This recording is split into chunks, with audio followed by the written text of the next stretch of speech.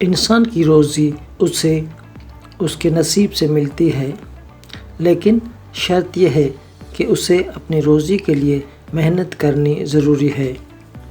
माहीगीरी एक मेहनत तलब पेशा है, लेकिन माह रमज़ान में भी माहीगीरों को अपने घर का चूल्हा जलाए रखने के लिए मेहनत करनी पड़ती है। रोज़े में इंसान को एक जगह बैठे भी पानी की तलब होती है, जो वो अपने ईमान की पुख्तगी की वजह से सूरज के गुरूब होने तक बर्दाश्त करता है।